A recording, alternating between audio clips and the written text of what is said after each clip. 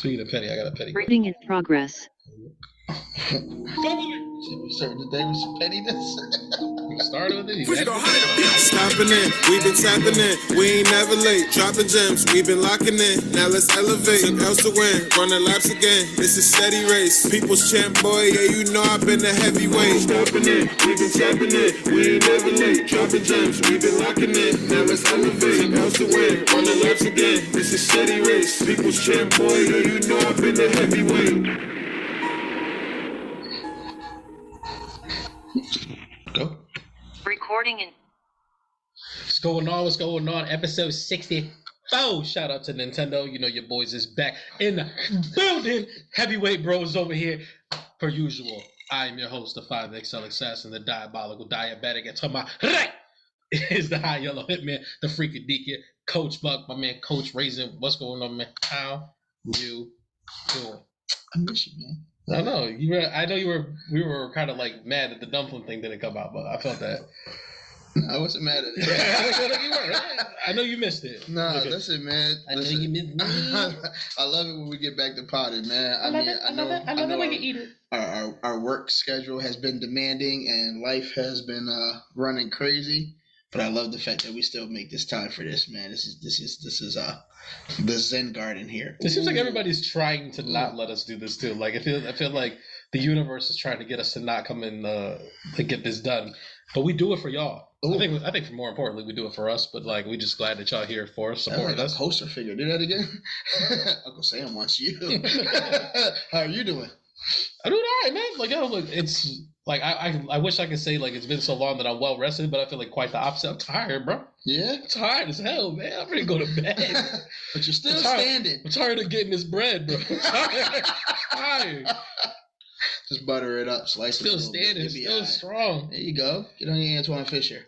You'll be all right. I know we are trying to do something like a little bit different. Like we're trying to, kind of like make content like a little bit more concise. Mm-hmm. So like what we're gonna do is we're gonna try to split up the episodes today into 2 parts. Easier for consumption. Yeah, that's conciseness, whatever. But so what we're gonna try to do is we're gonna try to keep the sports like in its own segment. Like we'll have like its own episode that goes along with it. Mm-hmm. But then we're gonna keep everything else for the most part, the top part, to see if like we could keep it like under an hour. Mm-hmm. To try to make everything a little bit more digestible, see if we can have the turnarounds come quick and easy. Mm-hmm. Kind of like my boy G Head over at Custom Merch on IG and Etsy.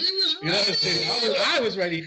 And like I watched you fumble it like a little bit. Ready. You know what I'm saying? Like my man G Head over at Custom Merch on IG and Etsy, because if you go there, you search up Custom Merch and you enter the promo code Heavyweight Bros, which is HW the number 8BROS, to save you 10% off your order, because the more you spend, the more you save. And shout out to Raw Beauty brand, because I went and spent a couple $. I'm gonna try to fill in some of these patches and see what happens. All right, so if y'all see your boy coming here looking full and genuine, from Shittily Umptious, you know who helped me out. All right, so you wanna get right into it? Let's get into it. All right, no diggity, no doubt. Mm-hmm. All right, so we got a couple albums. Before we even get into the albums, because I know people have already like requested and like asked us to kind of talk about it, and it's like it really has to do with one of my favorite rappers of all time, Mr. Kanye West, in the building. Yeah, he's got a lot of stuff going on right now, and I think like we kind of agreed like beforehand that we're kind of like not gonna touch on it. Mm-mm. Because like he's getting enough publicity and enough things about it as it is. Mm-hmm. And like even today, and I feel like it's not very positive that what it's going into, and it's a double-edged sword. And like we're not too well read or all up on everything to like really give our 2 cents on things. I know that like the George Floyd comments that he made like really sent me like in another way, where it was like I feel like every year some change he does something where it's like I don't think I can bang with Kanye no more, and then like because I love him so much, like I always end up coming back. I think that this is the nail in the coffin for me. This is where the double-edged sword falls for me for Kanye. Yeah. I feel like he always says something super wild and crazy for the shock value to get your full attention. Because a lot of times people be half listening to Kanye. So he's like, all right, let me say something really crazy to make you upset enough to fully listen to what I'm about to say next. And then sometimes he does it with the next thing that he says. but you still can't let go of the first idiotic thing that you said. And it's just, I don't know, man. It makes it really hard to. Listen, a broken clock is right twice a day. Like, he's gonna keep spewing. He's gonna spew out as many things as he spews out, and like he's gonna say something really intelligent, and then he's gonna say a bunch of stuff that's really dumb. And like, if you let somebody like talk long enough, like it's almost like if you either die here or you live long enough to see yourself become the villain. Like, it's whatchamacallit. Like I'm just tired of Batman, people. Right? Yeah, the Joker. Yeah, I think for me, actually Alfred. Sorry. I would just like people to just make a choice, I guess, because I'm tired of the whole Kanye's crazy, he's wilding, and then something he says ends up panning out, and you're like, yeah, I knew Kanye was right for the whole time. He's a creative genius and all. It's like, hey, you can be a creative and musical genius and then still be an idiot at the same time. And it's like I think that's the. I know we said we weren't going to talk about it. I feel like, but now we're kind of talking about it. But it's like that's what it comes down to is like you are great and amazing like in this one area. Actually, you in multiple areas. Like, you know, like he has set the fashion world like on fire. I don't really bang with any of his clothes or anything like that. But yeah, no, I like all my clothes to be together. But it's like, you know, like he's right about certain things, but just because you're right about certain things doesn't mean that you translate over to everything. Right. And it's like, I think what he does is he regurgitates a lot of the information that he gets from someplace, but he doesn't really sit down and think about everything. But like, because he's such a creative genius, we were like, oh, if he's a genius here, he's got to be a genius here too. You got to listen to him. And I don't think that applies to everything. Like, whatchamacallit? Stephen Hawking was the smartest man in the world. I don't think I would take basketball advice from him and stuff like that. Like, just because he's the smartest of all time don't mean that like it translates to every single thing. Like, he probably couldn't build a house for me, for instance. Like, you know what I mean? No, I feel you. Yeah, I don't know. I'm gonna leave it alone. Because it's like there's so many different ways that you can go with this conversation, but you can clearly see by Kanye's action that he doesn't care about a lot of these things. So why conversate about the one thing? Converse. Or why converse? Sorry, excuse me. Thank you.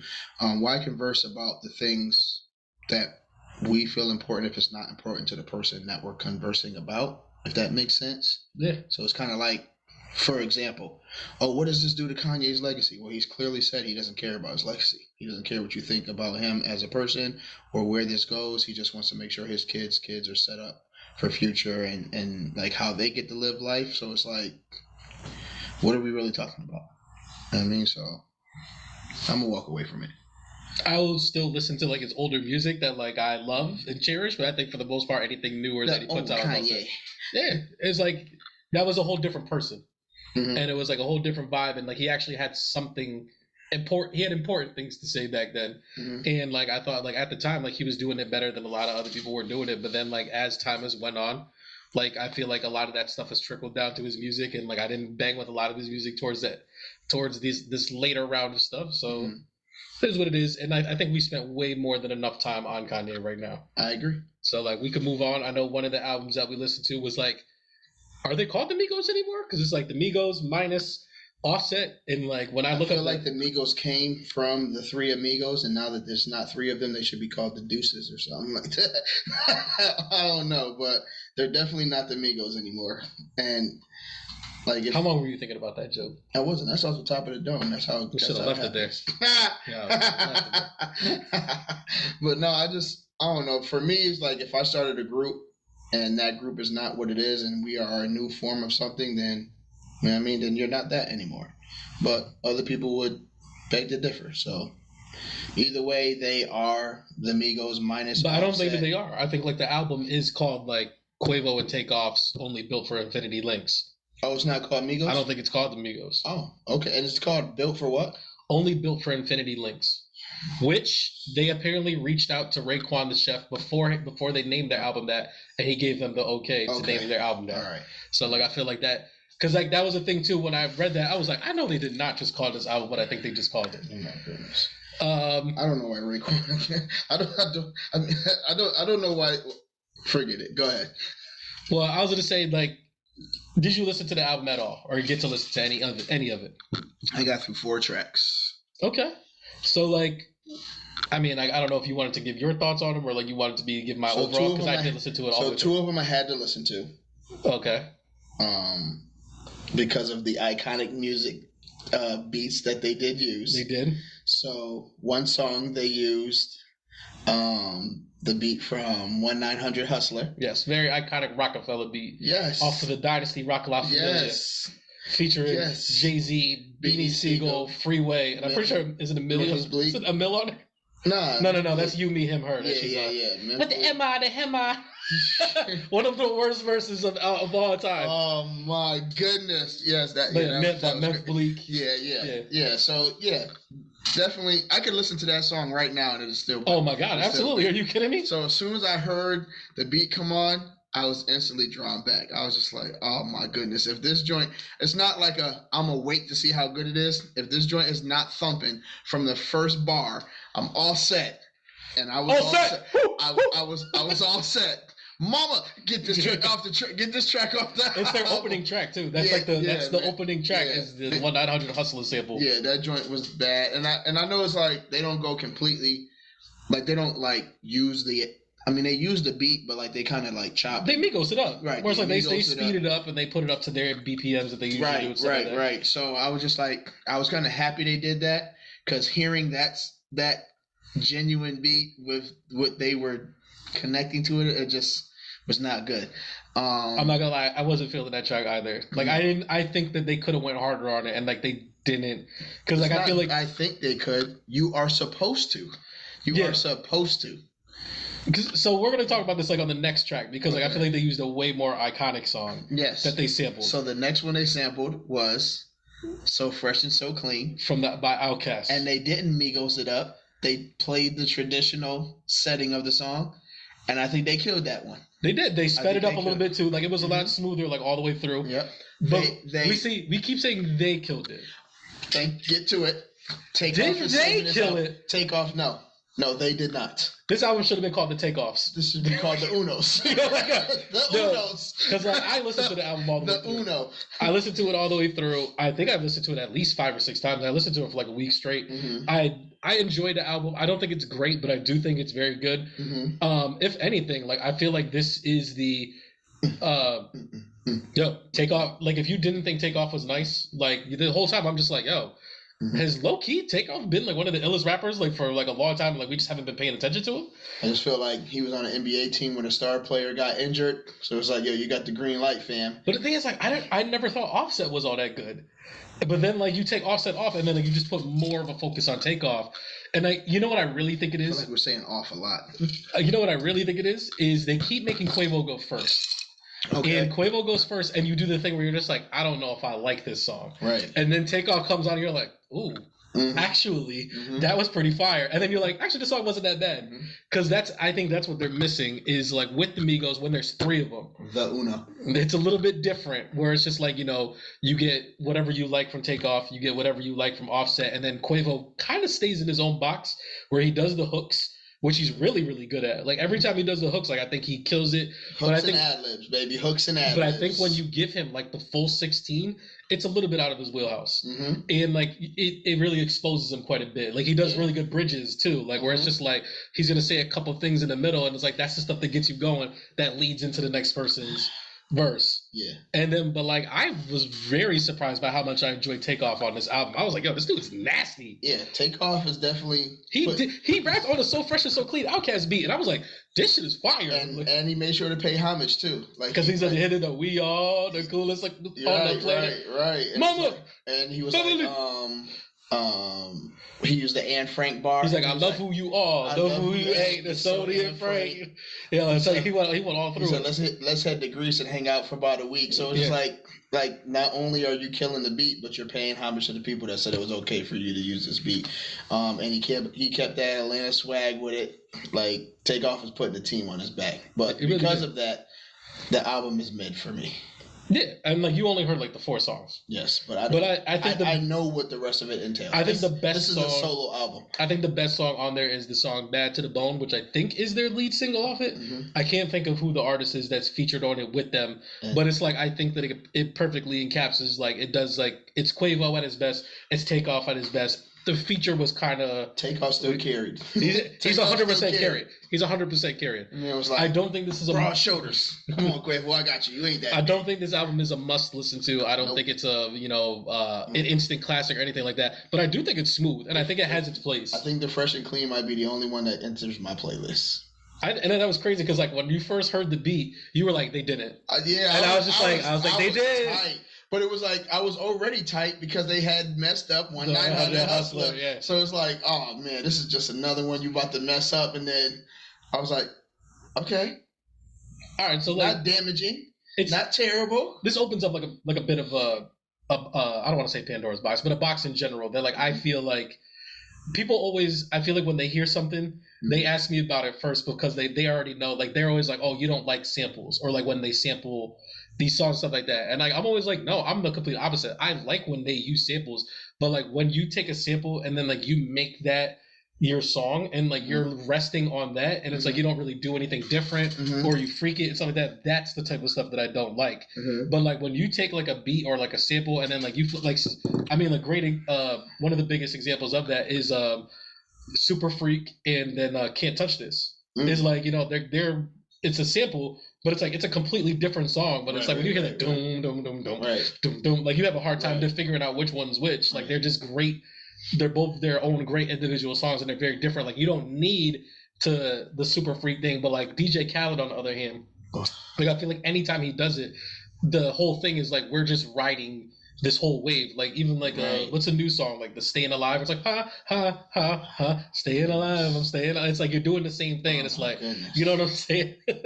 Oh my goodness. Like I think I think the real question that I wanted to ask is like, do you think there's untouchable beats? Yes. Where there's like you cannot sample this song. Yes. They should be in the rafters. Jersey Up. Because like Uchiwali, I feel like always gets done, and it's one of my favorite beats. But it's like I feel like it gets done up. It gets done up. Give me one beat where it's like no one should touch this. Warning, Biggie Smalls. Nicki Minaj did one already. I know it shouldn't have been touched. I feel like everybody does that one. I think shouldn't have been touched. I don't think that's one out there. For you, maybe not. When I was in my head and I'm thinking, if you saw tomorrow, Kendrick Lamar has a Warning freestyle, you wouldn't be like, gotta hear that one. I mean, I would because it's Kendrick, but I would still be mad. But then it's not untouchable. All right, then I would be mad then if that's what it takes. If J. Cole was like, I'm like he's gonna do a Warning freestyle, or something like that, or like they were on Sway and they put the beat up. Listen, I've been on a Fab wave lately because he's been killing some freestyles, and I guarantee you, if we looked it up, Fab's got a Warning freestyle somewhere. I hope not. I hope not. I will double check on that after this, because now I'm intrigued. If I had to go with another one, I would say Jay-Z, Song Cry. I think that's a great one. But I think someone actually has one though. If I'm not, I think Lil Wayne has one. So like if I'm thinking of like iconic artists and like what's like their most iconic song where it's like that shouldn't be touched, and it's like if we're gonna go the Biggie route, I think Juicy. I think no one should be doing the Juicy, the whole thing like all over again. Like it was all a dream and doing like all that. Like I felt like somebody's done that one. They use the bars from it. Like people will use the like, yo, it was all a dream. Like now I'm out here getting cream, like doing all that or whatever. For the most part, but like no one does like the whole like. Could you imagine hearing that beat like you know very well, and it's like anybody else on it? Like it's like I feel like that shouldn't be touched. Wu-Tang's Cream. I think Cream is another one. I was so glad that you said that because it was on my. I was gonna pull it out. I think of Nas, and I'm like, what's the Nas song? Because I feel like people have done Made You Look. People have done Got Yourself. They've done that. Ruled the World. Lil Wayne did that If I Ruled the World, and it was fire. Really? And it was fire. I ain't heard that joint. It was fire. You can crucify me for that. I think New York State of Mind. Like that. I think New York State of Mind is the one. Like I don't think anybody should be touching New York State of Mind. Okay. I can rock with that. Hove is difficult because like he has. Because not only does he have a lot of hits, but like a lot of his stuff were like they're big stuff. Like everybody's gonna touch it. Like and they were very radio friendly. Like they're not really like these nuggets that like we hold on to. I'll probably pick something off every album. Like all right, so like Reasonable Doubt, I'll be like Marcy. Nobody should touch Marcy. Cough up a lung where I'm from, Marcy, son. When that beat come in, it's like boom. Boom, boom. I'm like, yo, this joint is so ain't nothing nice, bro. Like, Yeah, that's a tough one. Yeah. That's a tough one. Yeah. Because I was gonna say Dead Presidents, but I was like, he literally took that from Nas. So like, you can't say he can't sample a sample. Right. You made it a hot line. I made it a hot song. I don't think anybody should go over Money, Power, Respect. Damn. That's a huge one. Mm-hmm. That's a huge one. Money, Power, Respect is big. Mm-hmm. What about More Money, More Problems? Yes. Yeah. Is that big enough for nobody to do that? Because I was gonna say Drake stole that whole verse from Worst Behavior. Yeah. Like, who's hot, who not? Tell me who rock, who's up. Uncles never loved us. We won't go there. You're not gonna talk about Drake's new hairstyle either, like his new. No, he don't got the braids no more. Does he got little dreads? We're not gonna do that. We're diverting now. Hey, what did he do now? DMX. Does DMX have one? Yes. Like, can someone do their own Rough Riders anthem if they wanted to? No. Is that the one? No, you cannot. You cannot. Is that the one that can't be touched? You cannot ever. Because how it's going down, they already touched it. People have done Party Up. They've touched that. I feel like Rough Riders anthem hasn't been touched like that. But it's like, that's the one that you're saying? Yeah, I'm all set. You can't touch that one. I'm going to do like two more artists because I feel like we're spending way too much time like on this. And I'm trying to think of like the most. Tupac. Does Tupac got one? Yes. Which one? Where he's dissing everybody. Is that Hit Him Up? Yeah, Hit Him Up. Yeah. Leave Hit Him Up alone, man. But everybody does that one. I know, but everybody leave it alone. Just leave it alone. Everybody does Hit Him Up. Everybody's done a different California Love. Like, you know what I mean? Like, we hear those ones like all the time. Yeah. And it's like, that was never my favorite Tupac anyways. Like, I wasn't down with the whole death row, super angry Tupac all the time. Mm-hmm. I really loved like the early introspective Tupac, like the Dear Mama, like, you know, you appreciated, like that. Those were that was like my favorite Tupac. But it's like, I feel like those ones could get touched too. Like, what's the one where do do do do do do do. But that's a sample too, isn't it? Do. So what? Don't sample it after pop. Leave that joint alone. I'm trying to think if there's anybody. I ain't mad at you. There you go. Yeah, there it is. There you go. That's not Casey and JoJo on there? Yeah, I believe so. I'm trying to think of like who's another like really, really iconic rapper that has like a hit like that. I mean, you can go for days. It's just all about what pops into your head. And then the first, I believe, like when you bring up a singer or a rapper or a hip hop artist, and that first song that pops into your head, it's probably that song. Does LL Cool J have one? Yes. What? I'm Bad. It's not bad. No, I think Meek Mill has an I'm Bad. I'm not even lying to you right now. I think Meek Mill has one. Meek Mill, you go Dreams and Nightmares. Does Lil Wayne have one? I've never been on Wayne like that, man. Yeah, I think you're missing out. That was one of my guys, bro. That was like a... You don't know how many debates I done been in, how many times people look at me like I got bugs on my face, like, you don't be rocking with Wayne? Like, I'm sorry. It's like it's you weren't outside. Huh? You weren't outside. Who? You look at that time. I was outside. I was not listening to Wayne, bro. It wasn't a thing. I find that incredibly difficult to believe that you just weren't listening to him because of just how prevalent he was everywhere at that point in time. Yeah, I mean, there was stuff that would like you would hear, but it was like there's people like that know albums of Wayne, and it's like they believe in Weezy. You know what I mean? Like, Wayne was different. Like there's some stuff that I listened to and I was like, yeah, that's fire, but it's like Eminem. That's gonna be my last one. Does Eminem have one? Could someone do a different Lose Yourself? Nope. Could they do a different Stand? Nope. So like, is Eminem really the one where it's like he has the most untouchable songs? No. I hate to say it with that reaction. My bad. My bad. I think those two songs, like if someone really sat down and did like what is like the actual greatest rap songs like of all time, I think those two songs would need to be in like a top 20 conversation. Like I think Lose Yourself was just that big and it's like it's that well written all the way through.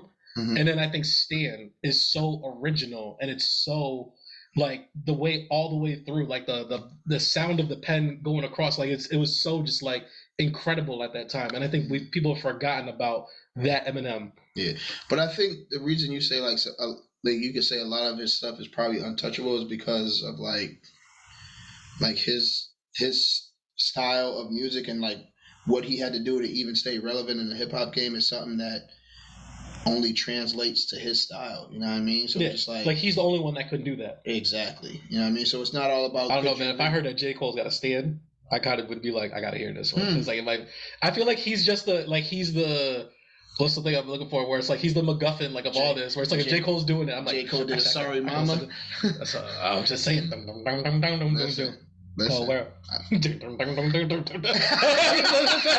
think I'd be here for it. Cole, hit him up. He's already ready for it. He's already ready for it. But I digress because we spent way too much time on that anyways. But it's just like, I wanted to get there. That was crazy. Because the Migos jacking beats and samples and stuff like that. And then they did okay with the So Fresh So Cool one. They didn't knock it out the park. But it was like that's the only one I enjoyed.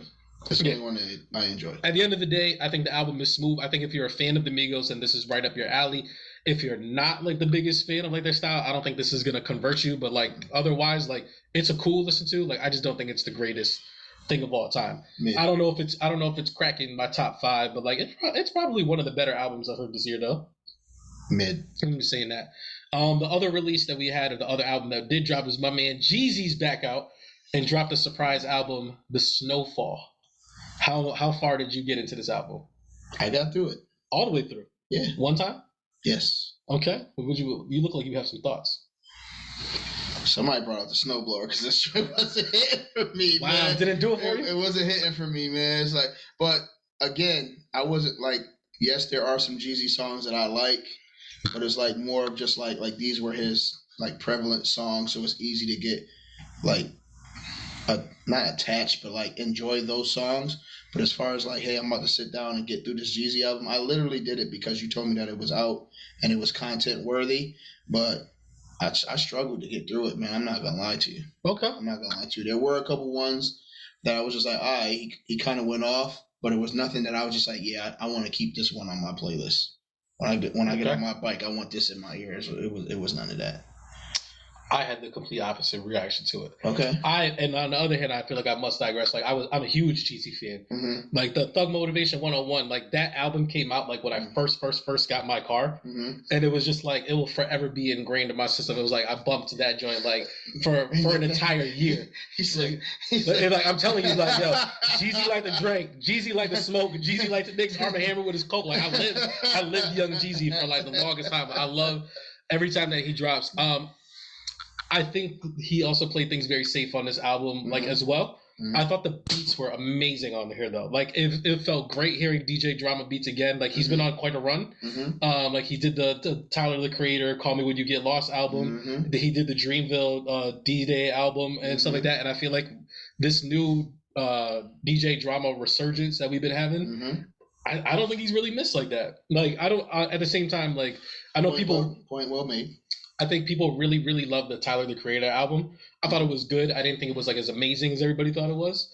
But you telling me that Jeezy, when he first came out with the Trap or Die, a DJ Drama mixtape, and it's these guys are reuniting for a new tape. I thought the beat selection was on point. I do agree. Early on, I was I don't know if I'm really feeling this, but towards the end, I thought it really heated up, with the beats and stuff like that. Yeah. But Jeezy was very, very much just writing these beats. Albums ain't like movies, man. Albums ain't like movies. Yeah. The joint got dope towards the end. It really, I think if that's where it shines the most, I should say, is towards the end. I think that's where the best of it is at. But like I said, I think Jeezy's really riding on the beat for the most part. He's not skating on it. He never said anything too crazy where I was just whoa, Jeezy's. I feel that's the third time you made that statement. I like that. What? He's riding on the beat, not skating on it. Well, that's always my distinction between what makes you good and what makes you great. Okay. I think these Lil Babies and the NLE Choppers, these guys are great for riding on beats. But when J. Cole comes on, he skates on a beat. He puts the whole thing in a different boy cascades. Yeah, it's just he does the thing where you go, oh my god, I can't run that back. I still listen to that London song every day, and I fast forward Bia's parts, and I'm just yo, this man J. Cole is crazy. I actually looked up the song that didn't have her in it, and it was just his. There's a version like that. Yes. Send it to me, bro. Yes, I got you. Because I got you. I'm telling you, it literally just comes. It's poof, poof, poof, and it goes right to J. Cole. I'm oh yeah, that's what I need, bro. That's what I need. That man was a road man on that joint. It's it's elite, bro. And it's like, I know, like, we talk about the Johnny B. Caddy, like, being, like, an amazing verse. I think the London verse is better, bro. Like, that's how good that verse is. Like, he's just, like, I'm, like, I literally... the thing is, Benny's so good on it, too. Yeah. And it's just, like, Benny's so good. Like, the song is a better song. That Johnny P's Caddy is fire, though. I can't wait till we get to the end of the year and start talking about Song of the Year, because, you know, it's still up there for me, bro. That London joint was hard. I just think I think the London verse is, like, incredible. Like, I'm just like, yo, I'm like, J. Cole is so different, bro. He's different. But, like, yes. And, like, that's what I mean about this young Jeezy thing, is, like, he's very much, like, riding the beat. He's giving you, like, he's still, like, very elite at making his hooks. Like, he's very good at doing his own hooks and giving you, like, the like, kind of like the anthem or, like, the things that you need to, like, keep you hyped. But it's, like, everything, like, in between that is kind of just, like, it's just very okay. Like, you know what I'm saying? Like, he's never... Yeah, he's not saying anything ever too crazy. He's never giving you something like it's almost like soundbite worthy, like in a sense.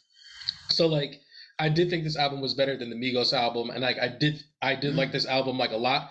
But like I still don't think it's like it's not touching that top 3, bro. Like I think that top 3 that we got for this year so far is like, yo, it's looking slim. And like I did a thing too, because like, you know, I took that trip to Philly, so it was like on the way back I was like, yo, let me put them on real quick, like just to see like, do these still hold up? And I was like, damn, these albums still hold up, bro. Like all the way through. I'm just like incredible. And it's just like, it's gonna take I feel like get you through a tough ride. And 4.5 hours is like, yo, it did it. But it was just like, it's nowhere near gonna crack that. And I was like, it's top 10, like for me for the year. But I don't think it's getting like all the way up there, but I do think it's worth a listen. Like, especially if you're a young Jeezy fan. Yeah. A lot of people were telling me that this was not young Jeezy, baby. It's just Jeezy. Just Jeezy now. But like a lot of people were saying that this was they were using the album for like their workouts and things of that nature. And I was like, I could see that. I think this album serves a purpose where it's like, it's good riding music. It's good workout music, but it's like, if you're going to sit down and like really listen to it and digest it, there's not much like depth to it. Gotcha. Like it's very surface level. I agree. Any other, like, you know what album's coming out this Friday though, right? Nah. We're getting a collab album this Friday. A whole album. Of who? Of Drake and 21 Savage. And you know I can't. Yeah, I can't wait, boy. Let's go. I knew you was gonna be hyped. I can't wait. Oh my. Who loving 21 Savage more than me these days? Like for some reason, this man is carrying like a lot of stuff. I love feature 21 Savage. He's collabing with Drizzy, like, you know what I'm saying? Like, you telling me like a Drake hook and like with a whatchamacallit, 21 Savage bars? That's not gonna do it. I can't wait to talk about that the next podcast, because you already know, like, I don't know, man. I feel like Drake's trying.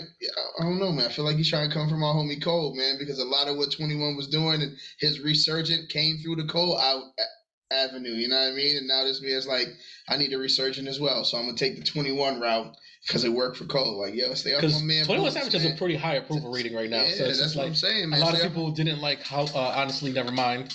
So it's like that's how you kind of recover from that. He's a feature guy. Yeah, he's a feature guy now, and you know who got him back in there? The boy Cole. All right, so we ain't gonna touch on that. You ready to get to this Insomnia hour? It's not even December yet. Is Cole already rap MVP for this year? Is that like already? Kendrick dropped an album this year, and like, I get it.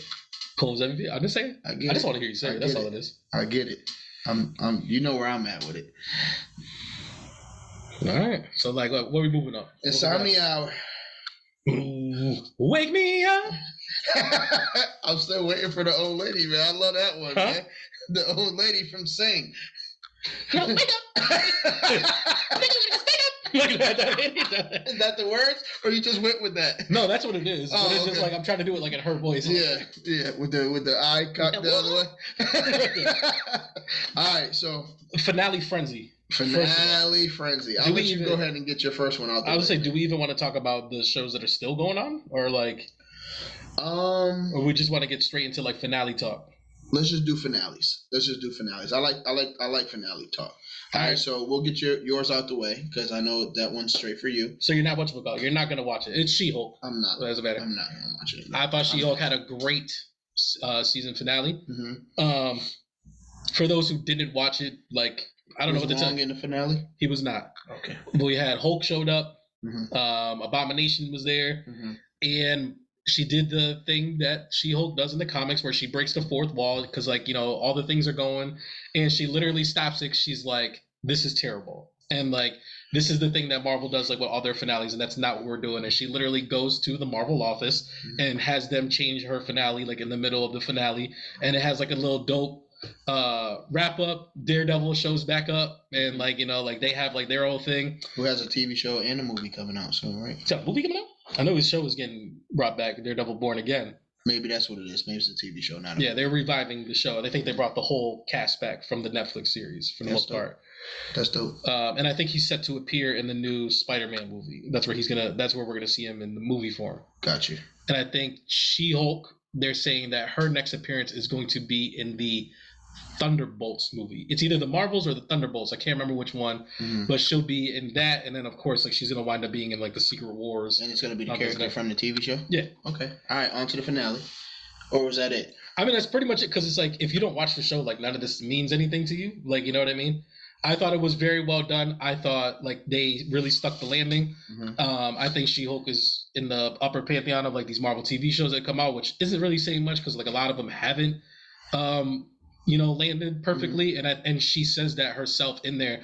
She also, like, one of the things that kind of broke the internet is like she brought up the X-Men and like them coming out and things of that nature, and then like like they obviously spoke on that, so like we are going to be getting some X-Men at some point in time. And Wolverine's having a movie with Deadpool. That is another thing that's coming up. And then like I like where they're going with the She-Hulk character. Okay. Like I think the show as a whole felt very disjointed, like at certain parts, but I think like once it started to hit its groove, like I think it hit a really nice groove, and like I enjoyed She-Hulk all the way through. Okay, all right, we'll get to some real television now. The Patient. Who? Yeah, buddy. Yeah, see that reaction? Yeah. Woo. That man. Let's go spoiler free first. Okay. And then we'll get into spoiler talk. Okay, so for those of you who don't know what The Patient is, the premise of the show is there's a man who's struggling with being a serial killer. Anybody who aggravates him or doesn't live integral lives, it gets him frustrated to the point to where he wants to kill that person. He doesn't want to kill people anymore, so he goes shopping for a therapist, and when he finds a therapist that he likes, what ends up being Steve Carell, he kidnaps him, chains him in his basement so that they can have free sessions where he can openly say, I'm trying to get help with killing people. Yeah, so like the whole season up to this point, this is still before spoiler, like because at this point in time, like you have to be watching the show to know what's going on in the finale. Right. So like Sam, is the serial killer's name? I'm pretty sure his real name is Sam. I believe so. He started his treatment with Steve Carell's character. They've gone through like a bunch of things. They brought the mom in, so like that way she started to get like her voice in. She started to put her foot down more. But at the end of the day, he ends up killing again. But now he's starting to feel bad about killing people, and like that's like the big difference. Is like before he was doing it and just kind of himself. He just kept it going. But then like now he kind of feels. He was like, wow, like that was really messed up, like what I did. And he feels bad about it, which is like a new thing. Starting to consider like how the families of the victim feel, how the victim may feel, like all that stuff. Which lets us know that what Steve Carell is doing is working. He winds up having, Steve Carell kind of like loses his temper like a little bit, and they get into an argument, which at the end of the penultimate episode, Sam then states, you know what I need to do? Like, my father was the whole source of everything. I need to go and kill my father. And like that's where we get into the finale. Is like now Steve Carell's locked in there. He's whatchamacallit. He's on his way to kill his father. And like that's where we are. From here on out, Patient spoiler talk. Yes. So you want to just start from Jump Street? So he goes to go visit his pops. I'm mad he murked that dude, and I didn't murk that dude and murk Steve Carell, bro. And you just jumped right into it, bro. I'm jumping right into it, bro, because that joint had me hot, man. He whatchamacallit. So Sam goes to his father's house. He really puts the heat on him, where he's just like, yo, why did you used to beat up on me? Does all this other stuff. Gets his dad down, is choking him to death. His dad's like taking his last breath. He winds up letting him go. He leaves.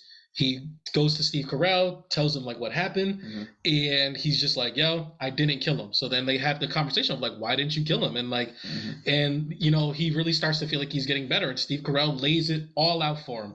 He's like, listen, what you're doing was bad, but like you are clearly getting better. And now that you are getting better, we need to talk about me not being your prisoner anymore. And like he lays it out in like the best way that he possibly can. And he seems like he's listening. Then this man showed up with a couch. He was like, I'm going to get you some TV dinners. Yo, this brother came back. TV, you'll be out. He's just like, yo, he's like, no. Like, you want to stay here, bro. You're in here for the long haul. Yeah, he's like, well, I'm going to get you premium channels. And like, we're going to do it. But he's like, a new chain. He's like, but you here. So you don't get that chafing around your ankle. I'm going to take care of you, man. Yeah. But you stay here. So at that point, Steve Carell finally has had enough. Yep. He's been sharpening the end of a prescription bottle, like the whatever thing. Ointment for his feet. Right. He's been sharpening that to like a fine point. Yep. The mom winds up coming downstairs. He holds the mom hostage. Yep. Tells him either let me go or I'm going to kill your mom. Yep. They have like this real deep flashback, and when we flash back, Sam is already choking the life out of Steve Carell. Yes. And he dies. Yes. Which is crazy because this is the release he thought he was going to get from killing his father, who he ultimately did not kill. And then when you kill Steve Carell, now you have this epiphany of like, I'm not going to do this anymore. But like the letter he wrote to the kids, bro, I cried. Him giving Steve Carell's letter to the kids, even the point of him saying like, I put his body somewhere where you could find it. I feel like you jumped in the shark. How are you explaining it, bro? I'm not. I'm just like, this is where I'm at with it, bro. It's just like.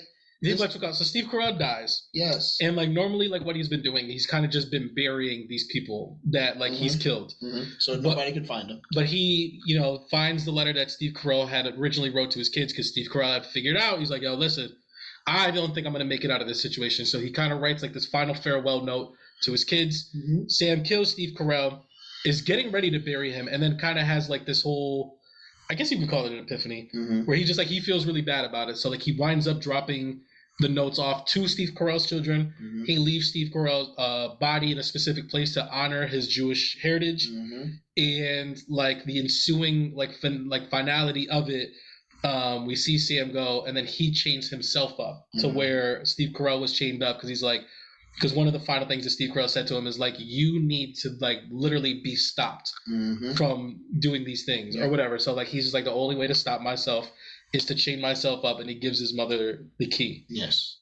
But like what you're saying, like the scene where the kids are reading the letter and we're hearing them in Steve Carell's voice, I was balling. I was and done. His son ended up going to therapy. His son ended up going to therapy, bro. Which is crazy. Which is definitely crazy. My question would be is there a season 2? Is this a one-off? They set it up like there was. Like the way that the son was talking, like they kind of just to it. And I'm like, I don't know if I want a season 2 of this, if I'm being honest. As great as the show was, I absolutely loved the show. I thought it was fantastic.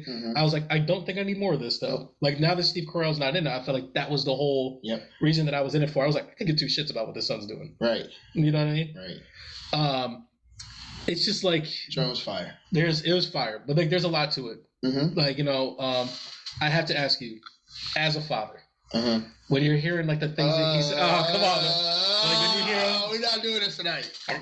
What else are we here for if we're not doing it? My goodness, fam. There's just so many things. There was so many emotions, so many feels. I was just like, man, I think I hugged all my kids that day. Because throughout the whole show, like, while Steve Carell's down there, like, as much as it's Sam's therapy, Steve Carell's doing his own internal therapy, and, like, we're seeing, like, the damage he's done, like, to his family with his relationship with his kids. Right. And having to take ownership of that. And I think the good part for him is that, like, he had the opportunity to write it in a letter so that his kids can hear it. Because sometimes people die and they take that stuff with them. So, like, he was ready to go. Like, if he had to go, he was ready to go because he was like, all right, I've made my peace with it. Like, this. All thanks to David Alan Grier's Ghost. Yeah. Honorable mention. Got to be up for some supporting actor or award. David Alan Grier, get him another show, man. Get him another show, man. That man, listen, man. For some serious roles, too. Because, like, I was like, yo, he was, like, one of my favorite things about the show in general. Yes. And I know you were eating up anytime he was on screen, like, more David Alan Grier. I was loving it. I was almost about to call Key and Peele, like, yo, can he be in your next movie, fan? He'll fit perfectly. He will fit perfectly. But, yeah, man, I loved it. Even if it is a one-off, it was still worth it. I think it might be your best recommendation that you've made. I'm just throwing that out there. Like, that might be the best recommendation you've made. I mean, Your Honor is on there on that list. So. I think I also recommended Abbott Elementary to you. Yes. It was part of the UPN Thursday thing. And like, I'll give you that one. Yes. Did you recommend it? I guess. Yes. It was literally like a one episode type show. And I was like, after the first episode, you also recommended Grand Crew and then the car wash show that was on there too. I apologize. I stopped watching the car show. It's not we all stopped watching the car show. Like Carl sales. Yeah, we all stopped watching that. That was terrible. But you put that all in a bundle and it came together. Because they all came on at the same time. You gotta watch new Hulu UPN Thursdays. That's what it was. I would watch Grand Crew season 2 if it came back out. You finished Grand Crew season 1? Yeah. I did not finish that show. Yeah. Grand Crew was. I mean, I enjoyed it. The man's from Grand Crew ended up in elementary. He's working on the kitchen staff. He is. Yeah. Maybe that means Grand Crew's a wrap. It's a dub, bro. It was a grand old time, but it's over. Yes. All right, so we'll move on and transition to my show recommendation. I mean, the next two are your show recommendations. So we'll start with Rings of Power. Rings of Power. So, yeah, like I can't help but just keep thinking what you always say is like every time you watch an episode, you feel like you're watching a movie. And that's what it continues to be. I feel like I'm watching a 10-part movie series, and it's excellent. And I thought it was fantastic all the way through. It's excellent. I could say this is one of the so when there's shows like this, I always end up having a character that I don't like. Everybody has, because they aggravate me so much. I can honestly say there's nobody in this show. Nobody aggravates? Because there's definitely people that aggravate me in this show. Nah. Who aggravates you in the show? They did, I would say for the most part, they kind of had like they got their redemption story. Because like I didn't like Shorty from Loki, the black one that ended up blind. Oh yeah. Like, you know what I'm saying? Like, I didn't care for her that much. My man Odysseus, so I don't know what his name is, but he looks like an Odysseus. He's got the big gray beard. He lives in Numenor. I know you know who I'm talking about because he looks like an Odysseus. I know you're talking about. The thing is, like, everybody on this show, like, I have a really hard time remembering their names for some reason. Like, except for the people that obviously appear in Lord of the Rings, like the Galadriels and Eldors, Elrond, and stuff like that. For the most part, like, I still don't know Puerto Rican Grey Worm's name. No. We didn't get a lot of him in the finale either. No, we did not. So like, I mean, we can kind of paint the picture. So like, where we end up now is the remnants of Mordor being born, and the riders from Numenor have to return, and they have to make a decision. Like, are they going to stay here and try to fight off like the forces of Sauron, or are they just going to go back to Numenor and be like, yo, that's not our problem. Y'all figure it out. Y'all deal with it. Right. And then like we can kind of go spoiler talk from here. I also don't know the cliffhanger for me. I also don't know for me. I also don't know the name of the bad guy. No, not the bad guy. The what would you call him? Like the captain of the ship. He's like the dad. Yeah. I was like, I just call him White Man because I feel like he looks like a combination of like every white man that's ever existed, like in this one place. I just call him White Man. I was like, yo, White Man went off this episode. He just looks like a cleaner version of his son is so alive. Macho Man Randy Savage. Yeah, that's just White Man, bro. Like he looks like Tom Cruise mixed with Keanu Reeves mixed with Russell Crowe mixed it up. Like, yo, you just white, bro. He's got what you call it from the Con Air look on it. We're so bored from Con Air. Nicolas Cage. Yeah, he's just the chimera of white people. So like, maybe I like, you know what I'm saying, like, but his son is alive, bro. Like he's got to be. Yeah, he has to be. Yeah, you know what I'm saying? And it's like I think his son plays like a pretty major role. I'm trying to think of like how everybody's story kind of wrapped up into this next season. To the cliffhanger, bro. I mean, all right. So I've been waiting this whole season to find out who is this old man that is riding around with the Harfoots. Yes. Because like, yo, they don't do a lot with the Harfoot scenes, but I actually thoroughly enjoy every time that they run into them. Because my girl Papi is on here, and like, yo, she had a thorough moment in there too, and I was like, oh, this made my baby cry. Like, I was like, I forgot. There is someone who annoys me, and it's her. You're lying, bro. You're 100% lying. No, I just did that to make you upset. I was like, because I was like, hey, yo, Papi ain't done nothing but be thorough this whole time around. Nah, she made some questionable decisions, such as, and people done got murked because of her questionable decisions. People breaking foots and can't stay on the trail because of her. That's not her. That's the other. The only black Harfoot got murked because of her. It's like, that wasn't her fault. That was the main Harfoot girl. Nori. Oh, okay. So yeah, that's the one I don't. Her best friend is Papi, the fat girl. Okay. The fat Harfoot. Oh, God, the fat Harfoot. That's what's just her distinction. The main Harfoot, I don't like her. She's what's called. She's annoying. She has I call white woman syndrome. Yes. Where it's like they just do things like and they don't think about the whole. They think about just them. Like, come on now. You know what I mean? Yeah. And you're not doing it because you want to help this guy. You're doing this because you want something exciting in your life. It's like, but my girl Papi though. Yeah, Papi's thorough. She's a ride or die. When she came back and gave her like that second hug because she kind of gave her like a whack goodbye and then she was like, I can't do it. I was like, oh my man. Yeah. She's the new Samwise. She's Sam from the original Lord of the Rings. Yeah, that's who she is. Basically, and who was like my favorite character. It was like you trying to tell me that my man Rudy is carrying Frodo up the mountain. I was like, this is goated, man. But so all I get is like a big picture in the back of Charleston Dutton's head. Like, you can do it. The thing is, like, I feel like they say the names of these characters, but they're so like Middle Earthen names. Yeah. So like, what I'm gonna call them is Himalayan salt. What? I'm gonna call like these like I guess just evil wizards that are following. Yes. They wind up following the Harfoots. They lay out a trap to bring like the old man out. Mm-hmm. We are led to believe the wizards are calling him Sauron. So we're like, oh snap, this dude is Sauron. Mm-hmm. So like what they're trying to do is they're trying to awaken his memories so that way he can be Sauron and they could be his followers and he could bring ruin to Middle Earth like he's supposed to or like as promised as the King of Darkness. As the episode goes on, he's getting his memories back. He flips the script on them, and one of them then says, like, he is not Sauron, he is the other, and they don't say his name. And I'm like, is this man Gandalf or is he not Gandalf? What's going on? Is he Gandalf or is he not Gandalf? But he is now speaking English. Yep. And like he's starting to remember like what he's supposed to be doing, and he's in full OG mode. He takes Nori, or he decides he's going to leave. The Harfoots then tell Nori that she should go with him. So like now they're off on their own journey. They did that on purpose. They were like, "Yo, we need you up out of here. You killed my husband. Both got to go. You killed my husband. Both got to go." Before you leave, though, bless these trees with some more fruit. Listen, Bill Cosby Harfoot. He was watching the time.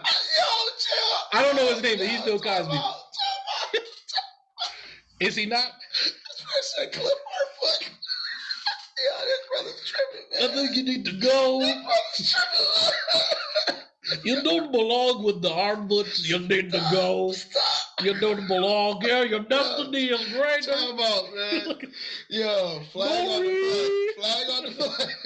Rudy. Brother's tripping. Yo, continue. I can't. But like, yo, Bill Cosby Harfoot winds up passing away. But he had a pretty thorough death for the most part. Oh, man. Because like his whole thing is like he's he had his thorough death or whatever, but he dies, and the Harfoots then. First of all, I really like their dad too. Like the dad's pretty solid, and he's like, we're Harfoots, and this is what we do all that type of stuff or whatever. So like that's the end of their story. So then now that we know that these people are looking for Sauron, and we know that this dude is not Sauron, the question then becomes who or where is Sauron? Like, because we thought that he was the one that was doing all this other stuff. He was sending the orcs here, but no, he's been missing, and someone is Sauron pretending to be other people. We find out who he is. Cliffhanger. You don't want me to tell him who it is? Yeah, I never saw it coming. This was like usually when you watch the show, you're like, oh, I know exactly what's going on. I did not know this was about to happen. You knew it? Well, did you be reading the books? And No. Think I read? Sound crazy. I watch TikToks. But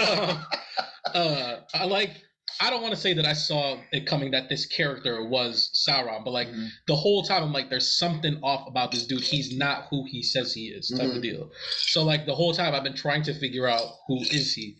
So Galadriel has been running around with Gambit for like a long time. They went to Numenor, stuff like that. He winds up being like the king of the prince of the Southlands or whatever it may be. Cap. He takes a substantial stabbing. He got stabbed, right? So she brings him back to like the elf headquarters. Like I don't know what to call it. Like the home of the elves. Elves HQ. They come to the realization that they were like, yo, listen, we need a weapon to fight off like Sauron's forces. So like they're like, we're going to build something. They could not figure out what they wanted to build. They were trying to say it was like a crown, but we know what they're building is the rings. So like they wind up building the rings, and like, you know, with the help of Gambit, who's telling them, because he's supposedly like a blacksmith, and he's, you know, giving them like all the hints that they need in order to make it. Gambit ends up being Sauron. Yes. And he puts Galadriel in like this weird dream state thing, which was really crazy all the way around. But at the same time, I was like, if you're as badass as like Sauron's supposed to be, like why aren't you just ganking this bitch? Like why is it like, you know what I'm saying? Like why are you? But like, you know, because he does the thing that like villains do that drive me insane, where it's like, join me, right? And then like she's just like, never. Talk about the evil plan. Yeah, and then like they never join them or whatever, and it's just like, oh, you just gank her, right? But like we know that she lives to the Lord of the Rings thing, so it's like it's kind of like now going to be her thing from here on out. I want to say he took the ring, but at the same time, I feel like he didn't. He didn't, because they were, when he left, they were finishing putting the ring together. They hadn't even started, because that's when she was like, we need to make 3 rings instead of 2. Yes. Yeah. Because it was like 1 will divide, 2 will cause controversy, 3 brings balance, so they made 3 rings, but he was already gone after that. And like I think they were still trying to decide who gets the rings, like, or that didn't even come up yet. But it was like, but now that these rings are created, like we need to figure out who do they go to. Right. Thanos. It was a movie. It was a movie all the way through, and like the whole time I was like, I can't wait for season 2. Can't wait. I was like, you know, I gotta stop killing off all the black people. No, I gotta chill out with that. Oh, Puerto Rican Grey Worm's still alive. Still alive. Yeah, I guess. People were just mad that there was just black people in this show in general. They were like, black people don't belong in Middle Earth. I'm like, this place isn't even real, bro. Like, you guys are okay with an orc running around, but not a nigga? This is crazy. Not niggas? Like, yo. He can't have nothing. He can't have nothing. I can't be a Harfoot? Oh, this is crazy. Yo. And the thing is, like, I don't even think Puerto Rican Grey Worm is a real Puerto Rican. We don't got no Latinos in this month. Yo, this brother said y'all don't have a problem with orcs running around. We can't get one, brother. There was a giant sea monster at one point in time, and everybody was like, "Oh, that's amazing." And they was like, "Is that a nigga with dreads? This is crazy." You got a 14-foot grandpa walking around. Y'all ain't cool. Y'all not good. Like, this is crazy. Then we get the leader of Numenor is a black woman, and they make her blind. Right. Right. Saying like, oh, come on, man. She will not see color. Like, come on now, get out of here. But yeah, the show is enjoyable. We'll see what happens with season 2. You want to get to this next one? Let's get to it, bro. Is this the best show the best show of television this year? House of the Dragons. Yes. So better than Stranger Things. Some reservations. Better than Stranger Things. Better than Ozark. Better than Cobra Kai. Better than Wu-Tang. Nah, all right. The jury's still out there. We're not gonna go that far. I'm just saying, like, we gonna get there. Not gonna go that better far. than P-Valley? We're not gonna go that far. Now that all these shows are done, are you gonna start P-Valley finally? No. Man, I'm sorry. I can't. Got that 7 pounds of mud and pressure. Well said. A little murder. House of Dragons. I'm holding out reservations on House of Dragon as well, because y'all killing all the black folks too. Y'all are tripping with killing these black folks. I saw somewhere that people were saying that Cisco's the last Targaryen. That's why he's been trying to unleash the dragon all these years. And he got the blonde hair. Y'all just gonna make me unleash the dragon. I know you don't really want to unleash the dragon. Yeah, you on fire tonight. No pun intended. No pun intended. But so we didn't get they show up glorious.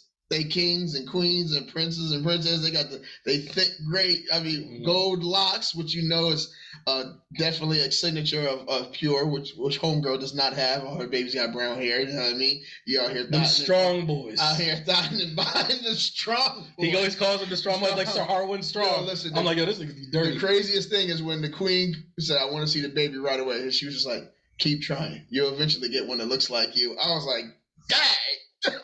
Damn, son. Dang. You just got hit in the head with a worldwide exclusive. And I was like, like they use the word bastards, like that's like talking about somebody's mama back in the 80s. Like, he's like, you say that word, that joint is a cuss word. It's like her sons are, don't you say it. Don't you say it. As soon as you say it, whoop. Listen, they were calling Jon Snow that from Jump Street. Right. A bastard son of Ned Stark. The show's like when I feel like there's not much more they can do, they show you that there's much more they can do. Because that final scene of the finale, and I know I like jumping straight to the end, but like That joint was wild. Go ahead, do your thing. What I'm saying is, like, we didn't get to talk about the episode before this episode either. Which was? It's the one where Viserys is dead. We spend our whole time in the greenhouse. Yep. So it's just like, them realizing that Viserys is dead, and like they're like, we're going to make Aegon has. Oh yeah, and they go back on all his words. So like my question is, do you want to give the recap? Yeah. So, this is before he died. He came out, and because everybody was beefing, trying to talk about who was going to take the throne, he came out like the G that he is, with his man in the iron mask, gold joint on. That man looked like he was on the cover of a Wu-Tang album for real.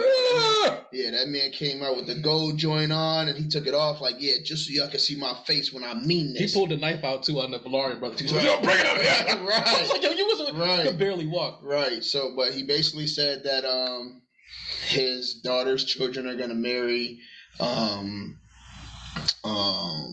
Rhaenys's children, and they were going to take over the Dragon's Rock or whatever that Driftmark, and they also were going to be the heirs to the throne when he passes. Mm-hmm. In his late night sleeping, he's about to die. Queen comes over and he's like, "I made a mistake. Our son should have took the throne." That's not what he says. What do you say? All he's doing is he's ranting about like the Song of Ice and Fire, and he's like, Aegon! And he's doing that, and she just takes it upon herself. I missed that, bro. I thought he was saying that. He's literally talking about like the White Walkers coming. He's like, Aegon, and like that's Jon Snow, because like Jon Snow is Aegon Targaryen. Like he's just talking about all that, and then like his literal last moments, like while he's alive, is like him talking to his wife that he had killed earlier, Emma. Yes. And stuff like that. And it's just thank you for clarifying that, because I did not catch that. Yeah. All right. So in his dying moments, that's what he's doing. The queen takes that as her opportunity to say that in the king's dying breath, he said that our son is to take the throne. He said it to me. And he said it to me. That's it. He only said it to me. And only me. So they instantly get with the savageness of telling people you're going to bend the knee or we're going to kill you.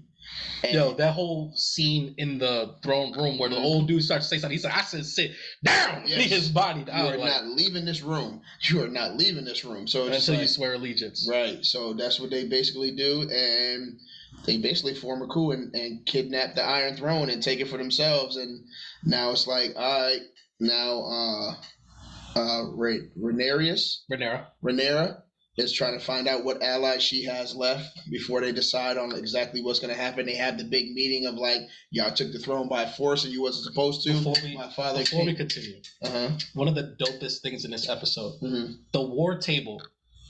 With the stone, with the candle underneath, the lid up. I'm like, candle. How is it not burning? Who put their best marble into this table? I was like, this is the coldest thing I've ever seen. That joint looked like a light bright. It was. Some of y'all don't know what that is. You better do your research. I was just like I was so thrown off about that. Like I could barely focus on what they're talking about. I was like, is no one going to talk about like how fire this table is? Like I don't know who was in that room at HBO when they were talking about it, and they were like, "Oh, how do we, show like a map or some of that?" Someone was like, "What if we just did a fire table?" And they were like, "Right, what you talking about?" Right. And then he's just like, "Yeah, table, do something, put some fire on it, and it lights up and stuff like that." And it'd be like, it'd be pretty dope. And someone's like, "Get this man a raise." Because that's the most amazing thing I've ever seen. I can do it with your gaming boards too. I can do it with everything. Magic checkers with a light underneath it. I'm just saying. Because that's what this episode primarily was. Is it's war council time. Yes. Yeah. They either getting after it or they're not. Damon is all about like, they disrespect it. Everybody needs to die. Damon has been waiting. He's ready to lop somebody's head off because that's what he does. I love how when they tell him that the Viserys has died. He's like, they murdered him. It's like, brother, you saw Viserys. This man of light wind would have knocked this man over. He said they must have murdered him. They must have murdered him. It's like, nigga, like you seen. Which is still controversial because they've been doping that man up for so long. Yeah. You know what I mean? It didn't really help him. But either way, he's with the action. His daughter that you thought would have been about the action is actually thinking more like her father of like, we got to keep the peace in the realm.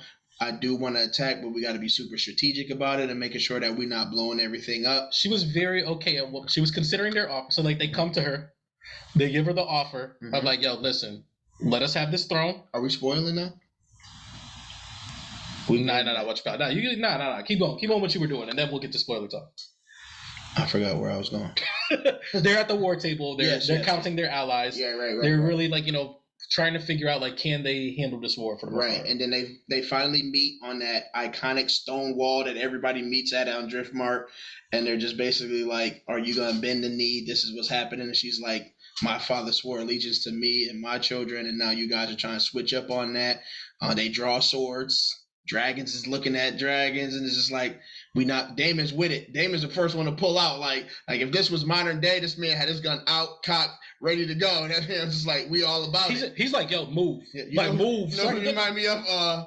Dabu. Don't give me no gun. You know what I'm going to do with it. I was like, what the hell's Dabu? Like, pretty sure his name was Dabu, right? Yeah, so. Andre 3000. I can't remember what movie it was. Was it Get Shorty? No. It's one of those, though. But go ahead, because we're already like, time as it is. So, but long story short, they do not find a way to reconcile the differences because she's clearly not trying to give up the throne. Rhaenyra is not about to just sit back and let you take the throne. So now they're at the part to where they're planning their next moves, and their first order of business is to send the kids out on their dragons because they were going to send ravens. It's pretty much the places who are questionable, who they're not sure who their allegiance is. Right. They're like, we have to kind of send these feelers out. Right. So they're like, let's send ravens. And then that's when the oldest son is like, we have dragons. We could get there faster than ravens. Yeah. So send us on our dragons. Their dragons are dumb big. I didn't realize how small their dragons were. Let us stop. Until they was next to Mama Dragon. Let us stop right now. Okay. From here on out, we will be spoilers are bound from House of the Dragon. I think we set the table. You should go first because you know what I'm gonna do. Don't give me no spoilers because I'm getting right to the mess. So let's get into it in general. Like we said, we missed the episode like the week before where it's like we get to finally see like the Queen and Otto really, really going at it about like how they're gonna do it, and like he's looking at her because she's just like yo, he just died. Like, what are we gonna do? Like, we should do this, or whatever. And he's looking at her. He's like, you knew what the plan was this whole time, right? And he's just like, you said you was in the room, and this is what you heard. Let's put your son on this throne, right? Because if we don't, he's very much of like your son's what he was with anyway from the gate. That's been his whole thing. From the gate, literally ever since slide ball from the gate. From the moment that he sent you to Viserys' room that night, he knew exactly what he was doing. He was trying to. Was super disrespectful. She took that hand off that man. Was like, you deserve. She didn't take it off and keep it. She tossed that joint like a toothpick, like she was raising Ramon. She was like, so they've done all their scheming, and there was a brief moment where I was like, Alicent Hightower, the Queen. Mm-hmm. She seemed like she wasn't with it, and it's like you can't do that. Mm-hmm. You've already come this far, and you've done it up to this point. And like Otto looked at her like he was like, "Bitch, what the fuck you doing right now? Like you about to ruin this?" Like we're is that the OG? No, Alicent Hightower is the Queen. Otto is the hand of the king. Yeah. But I don't want to talk over the OG princess's move. Oh, we're gonna get there. Okay. So once Viserys dies, Otto pretty much puts it out there. He's like, yo, literally no one comes in and out of this castle now. Right. Until we, one, know where everybody's allegiance is, and two, we kind of get this story straight. Basically saying this is state property, Beanie Siegel, get down or lay down. That's what they do. They literally bring almost the head of all the houses that are there. They all come to the throne room, and they literally have a whole thing. It's just like, who's bending and who's not. Right. Because if you're not, then whatchamacallit, we're going to tell you out. And I think one of the Starks got bodied because it was just like, yo, we're the Starks. We don't break oaths. Hanging in the court. I'm not going to lie. Hanging in the courtyard. I'm getting goosebumps right now. But when they looked at his face and they were like, yo, I am no oath breaker. Right. And I was just like, I wish I could be that thorough. Right. I don't think I got a lot of bitch in me. I don't think I'd be like, yo, I'm bending whatever you need. And the second that I leave, I'm like, yo, we are not bending to nothing. So I was like, go ahead and hang me. That rope ain't gonna sustain. Only thing I got is my word and my balls, and my word ain't worth a damn thing. I'm gonna let you know that right now in this situation. Yeah. When it comes to life or death, this brother's tripping. My word is whatever you need it to be to get me up out of here. Yeah. We're gonna send you all the people. As soon as I get back, I'm like, yo, take the phone off the hook. What you got? Change our number. Well, any ravens that come through, shoot them things down. We ain't banging with that. Get to the princess moment. All right. So you said the princess or the princess? The princess. All right. So now we're whatchamacallit. The OG princess. Oh yeah. So one of the people that they have detained in there is Rhaenys Targaryen. Yes. Who was originally supposed to be the queen of the realms, but then Viserys took it, and like all we get is like these stories all day long. Black man too. Yes, married a black man. You know what I'm saying? Man, they got all them black kids with their long flowing white locks. Right. You know what I mean? You done killed all 3 of them. And like, you know, the queen came up to her and was just like, yo, like you gotta, like, it's a dub for you type of deal too. Like, yo, and she looked at her dead in her face. She was like, if it's a dub for me, it's a dub for me. Like, I'm not bending no knee to you. Like, I like how she messed her mind up too. She was like, here you are over here trying to hand the crown to your son who you know is reckless. You ain't never wanted to be queen? Mm-hmm. You ain't never wanted to be wrong, man? And she got to thinking like, he's like, she said something like, how small you think. Right. Let's not like that. And I was just like, right. Oh, you can't be afraid to dream a little bigger, darling. Yes. Yeah. Oh my God. So one of the things that we didn't talk about is like in this throne room, we have like almost like I think his name is like Sir Leonard, who's like the head of the Knight's Guard or the King's Guard. And Sir Christian Cole, who's clearly like at this point in time the main hitman. Sprung. He's the main hitman for Alicent Hightower. Sipping juice. And like, yo, he looks at them dead in their eyes, and he's like, "What you're talking about is treason, right? And I will not be subjected to that." And then like they have like a moment because like he just watched him kill somebody for doing the same thing, right? And Sir Christian Cole pulls his sword out, and he looks at that, and he's like, "This what you want to do?" And he looks at him, and then like they may kill me, but I'm gonna kill you. He looked at him. He was like, "Is this what you want to do?" I'm gonna kill you, fam, for sure. He took his cape off. Yep. He was just like, "I will have no parts of this." Puts his thing down. He walks out of there cleanly. Immediately goes straight to Princess Rhaenys' room. He's like, "You need to get out of here soon as possible." Right now. Goes in, gets her out of there. She She looks at them as they're crowning Aegon Targaryen, and she's just like, and she walks out. And like you think that like, you know, she's gonna go like, I knew where she was going from the gate. I never thought she was leaving. When I tell you she hit that parking lot. She hit the parking lot. Hit the illest U-turn in that dragon, busted through that joint and looked at them dead in their face, and she was just like, "You're not ready for mayhem. This is what you want to do? Your insurance is not ready for mayhem. This is what you want?" Right. I'm gonna go head on out, and you know where I'm going, so like, I don't even need to tell you. Whatever. And you know what I'm about to tell him. And she whatchamacallit, so she leaves. That's the end of episode 9. The Knight had a thorough moment too when that man was like, "I shall father no children. I should take no wife. I am going to be all about serving you." I was like, "That man's listen. I love real niggas. That's all I was just like. Anymore about whenever there's some realness in there, like yo, get me in there." So then we get into episode 10, and it's Rhaenys getting to Rhaenyra and Daemon and giving them the news of what they took place. And the thing is, they have a moment too where they're just like, "And you were able to leave alive?" Right. And then like, you know, so like they have the question of just like, are you sure this is what you coming here for? Are you snaking and shaking? And then she looked at them and she was just like, "Yeah, and I did this, and this, or whatever." And they were just like, "And you didn't burn them alive with your dragon?" I don't know why she didn't do that. She said, "It's not my war. It's no longer my war." She looked at him. She said, "It's not my war to start." That's what she said. "Not my war to start," or whatever. So she pretty much told him. She took, which is definitely honorable. She laid it up. She was like, "Listen, this is the pieces that you need to know. If you want to start this thing up, don't start nothing. Won't be nothing. This is what you need." I was just trying to get back to my grandbabies and my husband, who's been away at sea. Facts. You know what I'm saying? So like, while they're in there and they're having their war council, which by the way, this is what really wakes Daemon up. But like he's been pretty low key for like the most part. Ever since he's got together with Rhaenyra, even before when he was with his 4th wife, bro.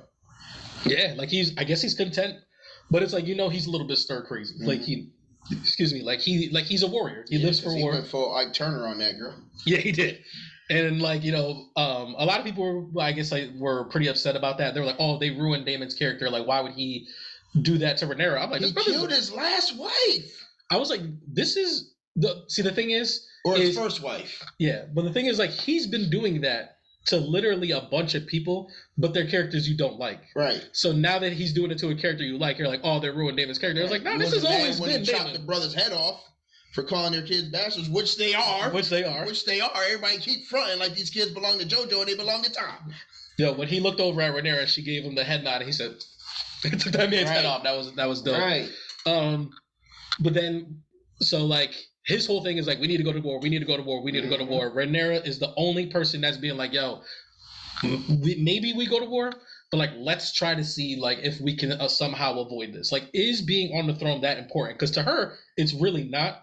But then it becomes like the idea of Allison Hightower, the Hightower family being on the throne, is like what that signifies is starting to become more important. Right. So like let's get to the nitty gritty. So she sends these boys out, and she sends her youngest son, Lucerys. One of the girls goes out too, right? I think so. There's 3. Oh no. The grandma is one of the people that goes. Rhaenys goes out. Okay. Yeah.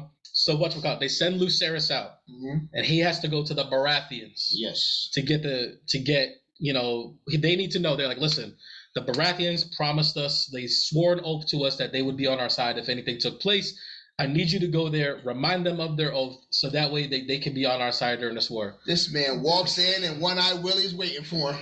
He pulls up, and Vhagar, the giant, the biggest dragon of them all, is already in the courtyard with thunder. Bigger than the castle. Bigger than the castle. That man peeked over. Is it a guy or a girl? I don't know. Who? The biggest dragon. Vhagar's, I think, a male dragon. Right, does it really matter at this point? Either way, like this is like the castle right here. This man peeked over like.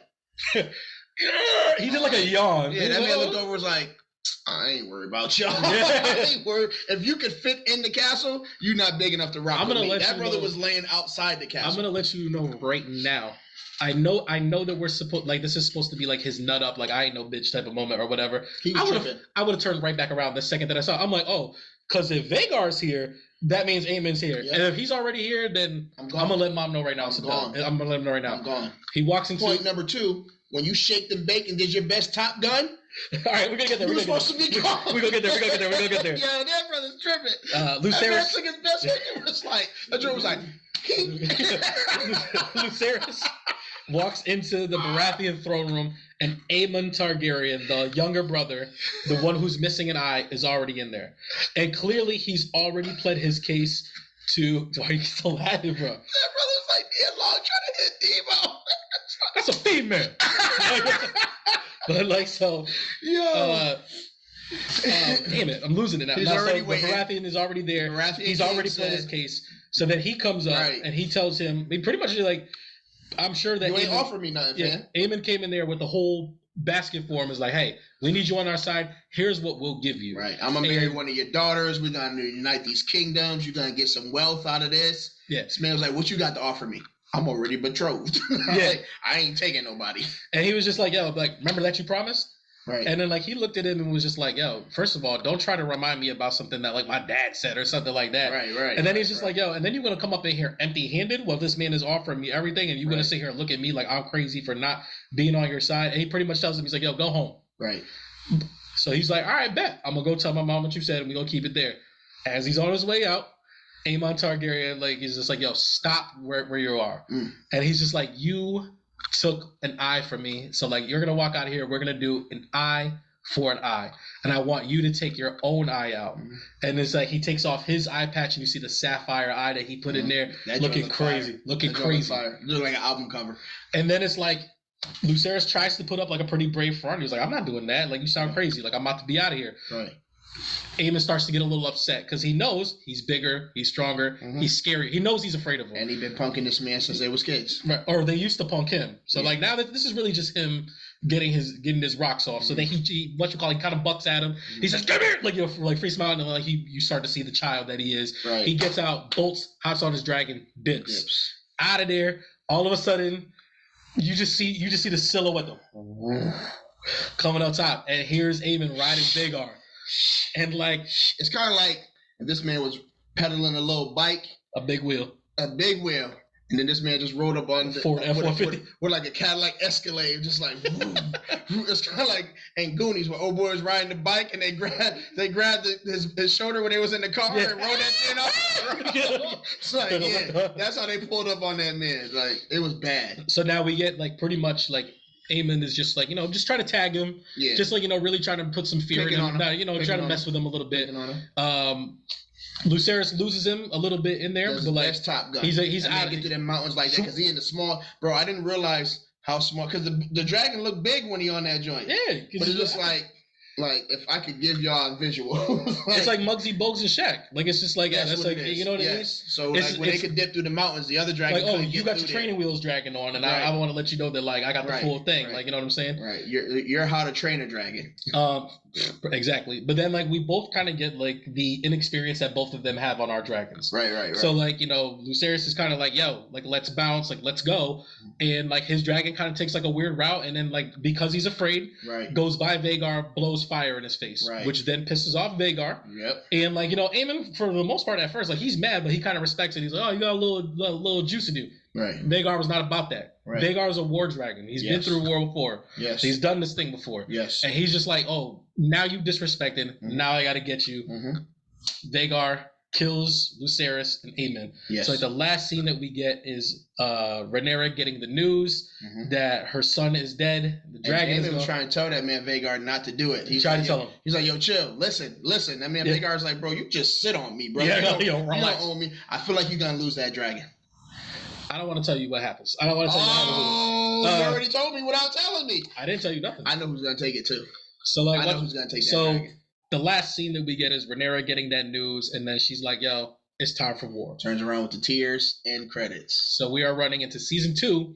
So the thing is, in the books, this whole season is a very, like, a fraction of, like, the whole story of this book. Right. So, but now we're getting into the meat of it, which is going to be season 2, the Dance of the Dragons. And you could just tell by that name you already know what type of time we're about to be on.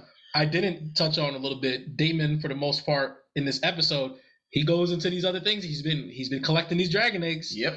And like he's got a couple that's in the chamber that he's just like, yo, ready for war, dog. Joey want to blow their spot. All these dirty cops. Like, you know what I'm saying? He's like, yo, you think that like it's sweet out here? He's like, he's got something coming. He got somebody he ain't seen the light of day. Straight savage feeding raw meat. Ain't been outside nowhere. Yeah. Don't even talk to me. You about to be a real nigga. Don't even talk to me. Yeah. Don't even talk to me. This brother look like a pit bull on one of DMX's videos. Stop playing with that man. Niggas want to be killers. Get at me, dog. Right. So yeah, it's gonna be crazy. It's definitely gonna be crazy. I thought it was fantastic all the way through. I told you, like, I feel like since I've gotten older, as much as I love the spectacle, like the biggest thing to me is like the dialogue. And it's like I feel like everybody like bodied that this whole season. And it's like we still got thorough action, got great set pieces. They towards the end of the season, they really, really figured out the whole CGI thing. And like these dragons look amazing. I think it was a better season 1 than Game of Thrones season 1. Ooh. I mean, only reason I say that is because they got right to it.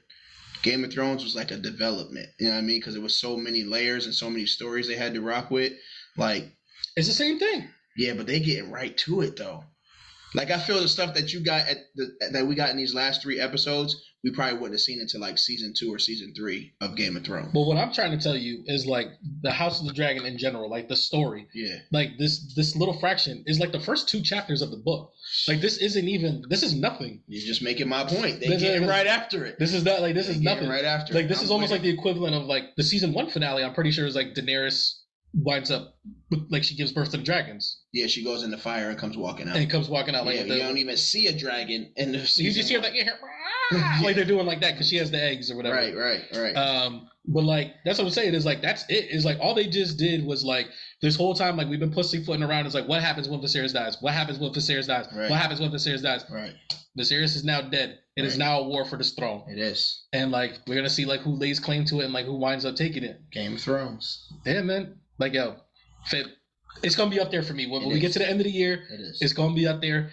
As much as I love Rings of Power, and as fantastic as I thought it was, and as neck and neck as I thought these shows were, at the end of the day, the taste in my mouth from House of the Dragons is definitely like I'm like, yeah, this show's fire. Like it was must see to the point where it was just like I'm gonna stop watching this football game in the middle because like House of Dragons is on. Yes. And I think the Dolphins were playing at one point in time, and I was just like, I gotta watch House of Dragons. Yeah, it's fire. It's fire. I want to add a finale to the list. There was another finale? It won't take long. Okay. I started watching Gangs of London. You son of a bitch. In the process of watching season 1, they released all of season 2. So both season 1 and season 2 is out, and I can't lie to you, I finished both seasons. And it is fire. Is that all you're going to say about it? We're not doing any spoiler talk about it, right? No, you want me to give you a synopsis of what it is? I just want to first point out, before you give this synopsis, this is a show that I had set raising. And I was just like, hey, when these shows are done, I think we should watch this because it looks like something that we both would like. I agree. Now this brother's telling me, he's like, yeah, that show that you said that like we might like and we should watch at some point in time, I already bodied, and you haven't even started an episode yet. So go ahead, give a synopsis. So, Gangs of London is basically exactly what it is. It's a bunch of gangs battling over London. Okay. But it's like there's several different gangs. So you have the Wallaces, which are like currently in power, and they're attached to another family who are like they're up top, right? The main leader of the Wallaces family, his name is Finn. Old dude gets murdered in the first episode. Is there anybody that we know in the show? Yeah, the guy Finn is from Star Trek. The old dude from Star Trek. Wait, when I show you his face, like the Star Trek, like the newer movies, like the no, the TV show Star Trek: The Next Generation, like Picard, like Patrick Stewart, Professor X, not the captain. He was the guy who would fix the ships. When I show you to him, you're gonna be like, oh yeah, I know who that guy is. Cole Meany. Yeah. Oh, okay. I know that. He's one of those guys that he has a face and you've seen him in a million and one things, but it's like he's not a major No. But that's the only face you'll probably remember. Yeah. But so he starts off the show by getting murdered, and he's the main head honcho of like this crime organization. He was overstretching himself, and he was trying to get away from the business, and they weren't cool with that, so they murked him. So his son is all about trying to reclaim or maintain his father's throne, and through that he's battling all these other gangs. So there's like this sounds like Game of Thrones in London. Basically, it actually has the mom from Game of Thrones in it. From Game of Thrones, Catelyn Stark. Yes, Michelle Fairley. That is definitely Catelyn Stark. Yes, so she's the mom. I'm just looking at these things because I was like, I swear to God, there's somebody on here that's supposed to be. But no, I think they're all overseas actors, right? Yes. For the most part? Yes. Because this is a BBC show, if I'm not mistaken. Yes. So. What are you watching this on? The app? The app, yes. All right, cool. So while he. So today. Go ahead. Yeah, well, you gotta make him shut down my app, man. So no, I'm like, listen, I'm here for y'all. Yeah. So today. Well, this guy. So while he's trying to maintain, there's so many other people that's trying to murk him off because he's the only last connection to his father, and they don't want him to come in power. So it's like his gang. There's an Arabian gang. There's a Pakistani gang. There's a Georgian gang. Georgian. Yeah, Georgian. Like they're from Georgia? No. Where are they from? I don't know. They just call the guy a Georgian, so I don't know what that means. But even the police are their own form of gang. But there's two different type of police. If that ain't the truth, right? If that ain't the truth, so there's two type of police forces, and then they have this other group called the investors, who are basically like puppet mastering everything and deciding who can stay in power and who gets to get murked. So through all this, people are trying to expose stuff. They're trying to see who can actually gain power over London. Like you even have a Fast and Furious Paul Walker situation where like there's a cop who's undercover, but like he's questioning whether he's gonna be like the real gangster or just keep bringing information to the cops. And like the way his story unfolds, his name is Elliot. That's homie right here. He's super thorough. Like it looks like he's the main character. Is he trying to tell me that this BBC show, A White Man, is the lead actor? Actually, him and the black guy are both lead actors. That's all I wanted to hear. Yeah, so it's a pretty dope show. The fight scenes are incredible. Because listen, we're talking all this other stuff right now. And I know I keep slapping this table and it keeps going. I understand that. The most important thing, and the main reason why I sent you this show in the first place, the creators of this show are the creators of the Raid 1 and 2, which are two of the greatest action movies of like the past century. Yes. The century's a little crazy. That's 100 years. This is the only spoiler alert I'll give you. So at one point, there's a family held up in a hotel because they're worried about the action, right? There's a little boy sitting on the bed. He's watching a movie, and he's watching Raid. He's watching Raid on the TV. Sold. He's watching Raid on the TV. Show is sold. And then when the gunshots go off in the Raid movie, gunshots go off in the TV show. It's sold. It's out of control. It's out of control. And like the whole reason that I sent it to you as well is like I was like, yo, you telling me the raid dude's got a TV show? Yes. And it was like the trailer shows some of the fight scenes, and I was just like, I had to stop it. I was like, I'm sold. Yes. Just in case you guys are also wondering, those same guys were directed the choreography in John Wick 3, which is why the bad guys in John Wick 3 are the guys from the raid as well. And it's just like anything that these dudes are associated with, count me. Fight scenes are out of control. Out of control. Fight scenes are out of control. Say less. Out of control. Is it a must? I'll give you one less spoiler. All right. Dude's trying to sneak out of a building, right? There's people all over the place. Like a video game. You can't make no noise, right? Metal Gear Solid. He has to fight a dude that's twice his size. And the fight that he's having to stay silent is crazy. But ultimately, the guys find out three more guys find out where he's at. And he has to eventually use his gun to kill them without alerting everybody else. He grabs the first guy, put his gun through his mouth, and uses his head to muffle the weapon to shoot the two guys behind him. Out of control. Out of control. Out of control. I'm in there. Sold. I'm telling Sign, seal, you. Lulu was doing homework. I was like, babe, look at this scene right quick. I didn't even watch it. You watch the show on your phone, bro? Huh? You watch the show on your phone, bro? The only reason I did is because basketball started back up. So I had basketball on the TV and I had the TV show on my phone. I was living my best life. I don't even care what you say. I had the TV show right here, had the game on the TV. Watch House of Dragons on your phone? Yes. I be on the move, fam. Why wouldn't the basketball game be on your phone, bro? Because then I would have to Chromecast it to my TV from my phone because I'm watching it on the app. Then I would have to forfeit watching the game. You know what I mean? No, because like, and I don't want to watch it on my laptop because you know what I mean. The app brings viruses, and I don't want that on my. I don't bring no viruses. Yes, it do. Yes, it do.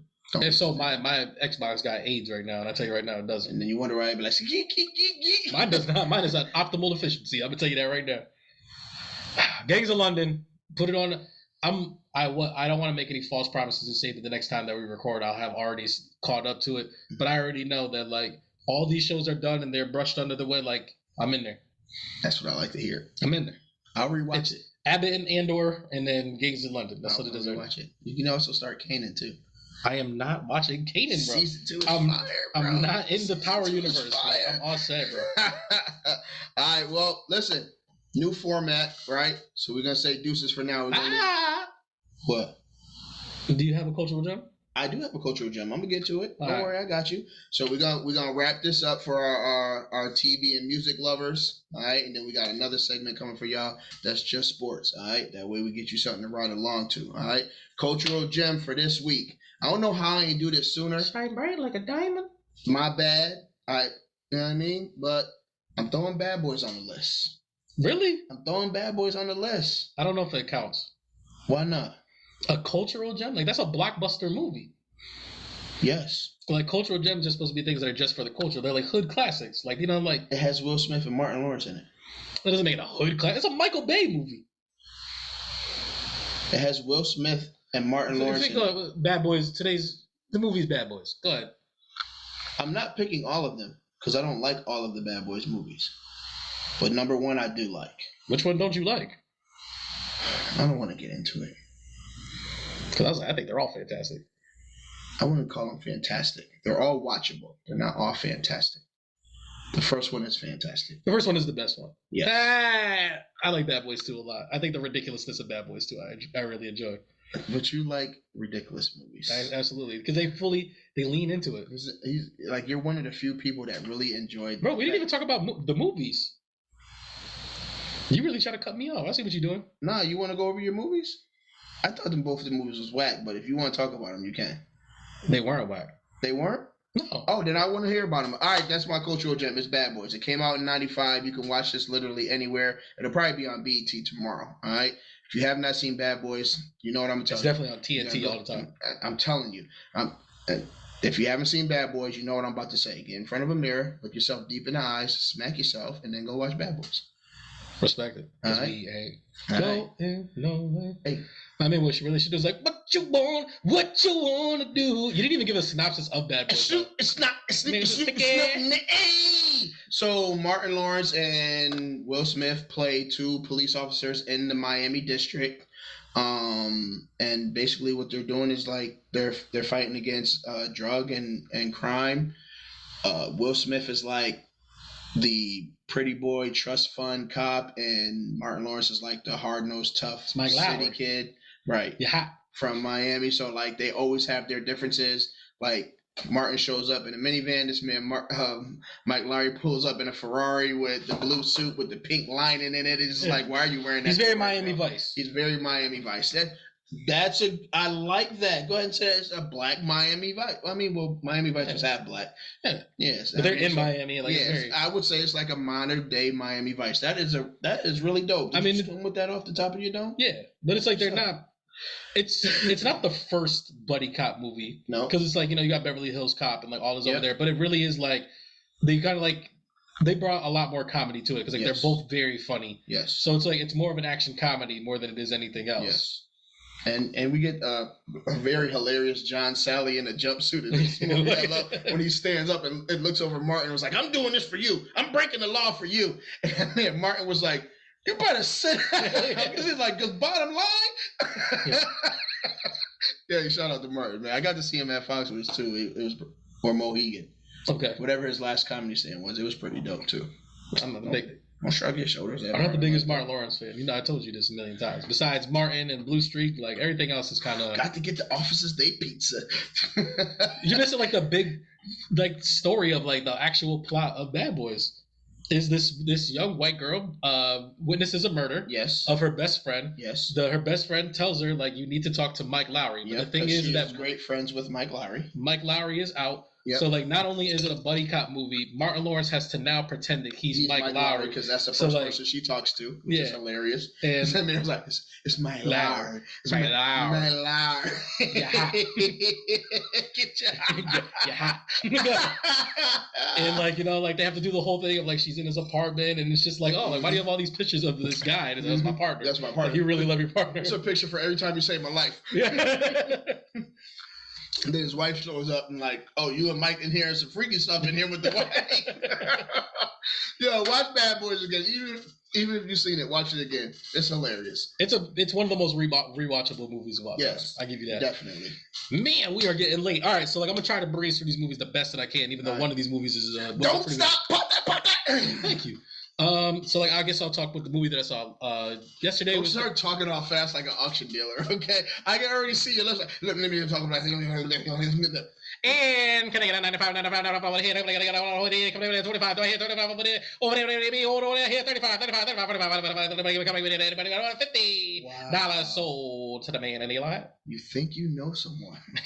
You think you know every time someone. I said it, then I gotta go and then I gotta do it because I gotta do it. But anyways, have you ever seen Chico Bean do that? Absolutely, he kills it. Yeah, he kills it, murders it. Tell you, shout out to Chico. All right, go ahead. Chico gonna get you points. If he's on your team a while now, he's gonna get you points. One of the movies I saw was A Ticket to Paradise. It is a rom-com starring Julia Roberts and George Clooney. Iconic. They play these estranged, divorced parents of this young girl. Who graduates college. She goes to Bali and like within a month decides that she's going to get married to this man from Bali. Mm-hmm. So like they come for the wedding, but like their main goal is to try to convince their daughter to call off this wedding because they think she's making a very dumb decision. Mm-hmm. But at the same time, because they're so estranged and they have like, like obviously this big beef from just being divorced, like in general, like they're kind of getting in each other's way. They're always constantly taking jabs at one another. I think it's like a very run-of-the-mill type of rom-com like this. Like we've seen like a bunch of movies like this. I think like My Big Fat Greek Wedding is probably like a really good example. Mm-hmm. Or like My Best Friend's Wedding. A movie like this. Yeah, like I feel like there's always like a movie like that where it's like we need to stop this wedding and we need to do this or whatever. Mm-hmm. I would say the movie kind of starts off like a little bit slow. Like I was kind of just like, man, like this could have went straight to streaming services type deal. Mm-hmm. But it really starts to hit its stride like towards the middle of this movie. I first of all want to say Julia Roberts, I feel like she kind of was like, I'm here for the check.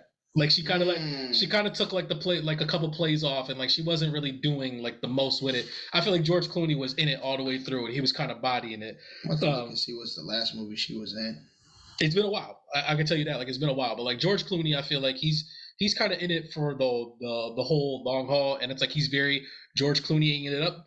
for the most part. But I think like the movie, like when it starts to really get into like the dynamics of family and like the idea of like what it's like to be a parent, and like you think that like your kid is making a bad decision, but like you don't want them to, and it's like you kind of got to like put some trust in your children, because like, you know, like she's just like, yo, like our daughter just graduated from like this prestigious school. She's supposed to be a lawyer. Like, why are we not trusting her make decisions? Like, she's not smart. Like, why is it not smart also to like follow your heart? Because like, you know, they're just like, oh, well, I followed my heart and I got broken. So like, I just don't want you to go through the same things that I went through. And it's like, you know, I'm your child. I've been around you like my entire life. I've seen the mistakes you made. Why do you not think that like I might know better for myself than you think that you do? She was in the Smurf in 2017. Is that really like the last movie that Julia Roberts was in? Ben is back in 2018. So she hasn't really been in much. In 2016 Money Monster with George Clooney. Yeah, I think that this movie is like, it's a pretty good date movie. I think she was probably good with Ocean 12. How long ago was that? 2000. What about Ocean? She's not in Ocean 13? Oh yeah, maybe, yeah. Okay. I thought the movie was like, it was pretty good. It was pretty serviceable.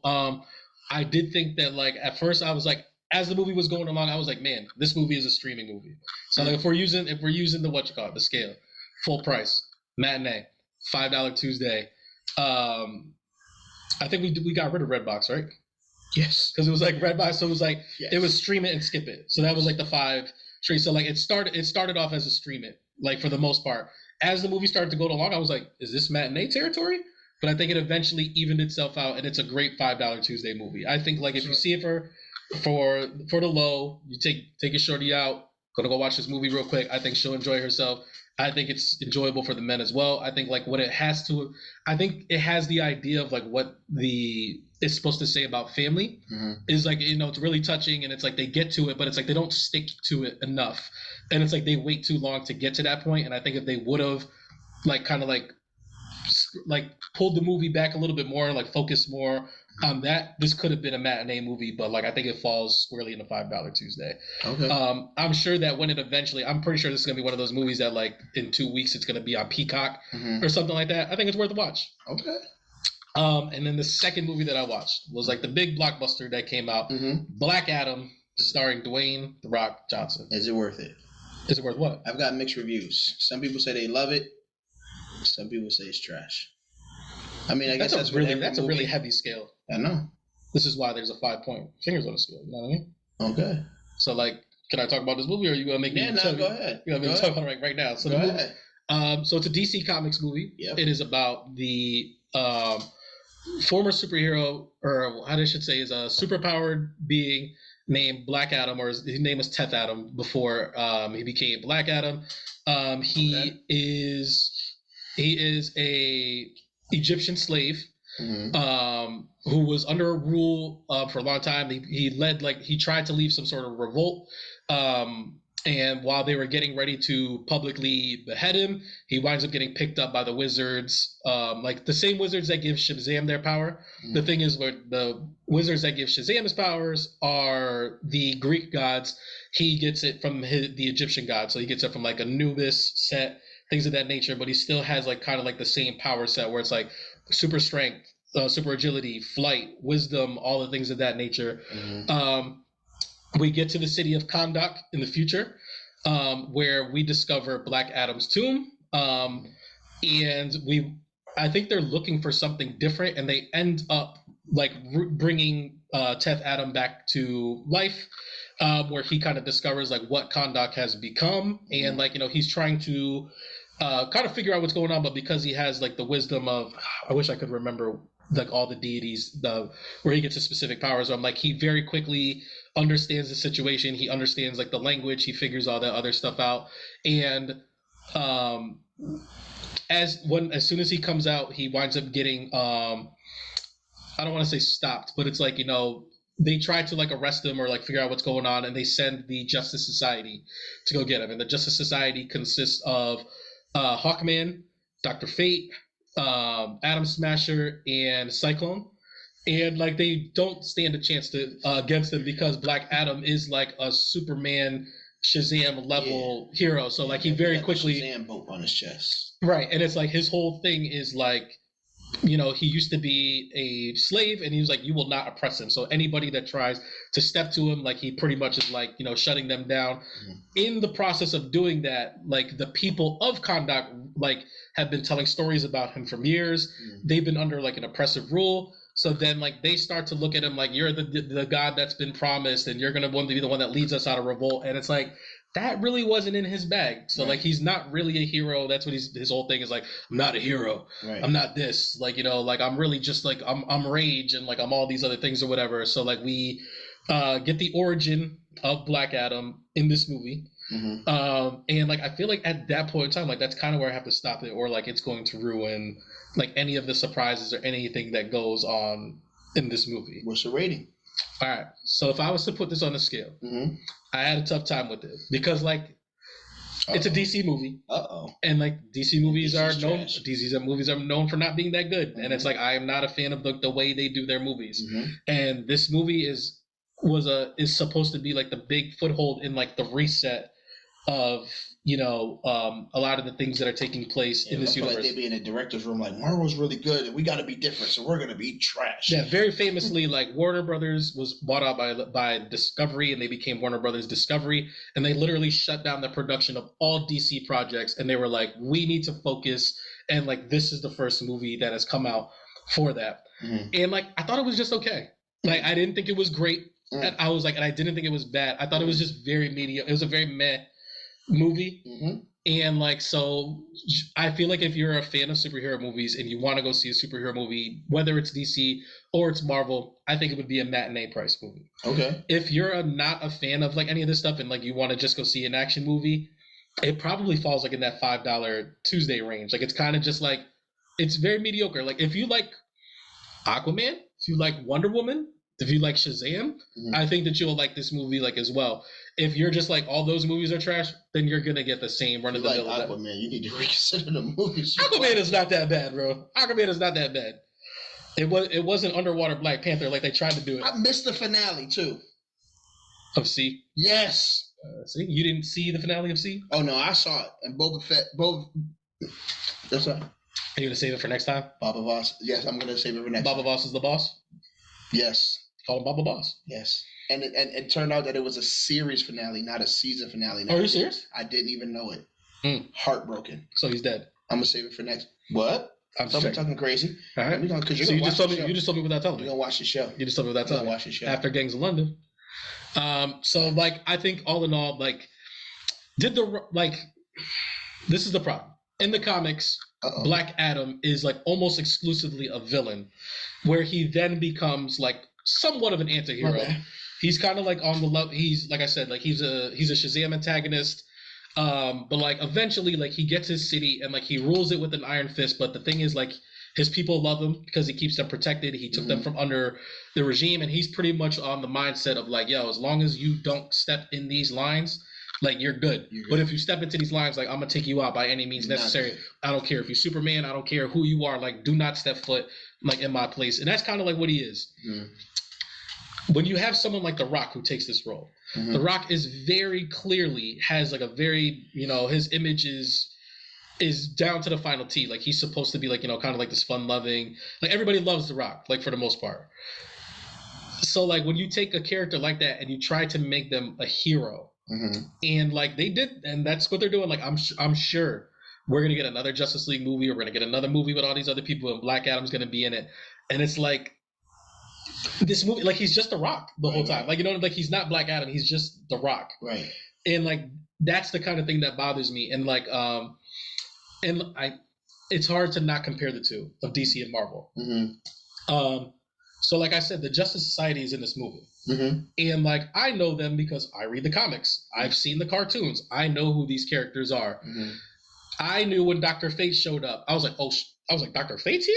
I was like, this is about to get crazy. Right. It never really gets there because like they don't take the time at all to tell us who the Justice Society people are. They're just the people that are just fighting Black Adam at the time.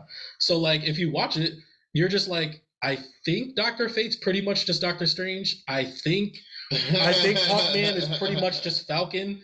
I think Atom Smasher is just Giant Man. like, you know what I mean? Like, you just do that. Man. And it's like you don't have a chance to like really fall in love and engage with these characters. Right. Pierce Brosnan plays Dr. Fate. Mm-hmm. He was excellent as like, Ken Nelson, the character or the alter ego of Dr. Fate, but it's like he doesn't do much. Mm-hmm. And it's like I feel like you like him because you like Pierce Brosnan, like for the most part. But it's like I talked to a lot of people after the movie and I was just like, what did you think of these people? And they were just like the Cyclone Girl. A lot of people, they were just like, I don't even know what her power is. Mm-hmm. They were like, I think she slows down time. And I was like, nah, bro, she controls winds and like literally makes hurricanes. And they were like, that's what she was doing? I was like, the fact that you don't even know what she's doing and like what her main power is a problem. It's terrible. And then they said the same thing. Adam Smasher, he's pretty much just Giant Man, right? And I was just like, he's a little bit more nuanced than that. Mm-hmm.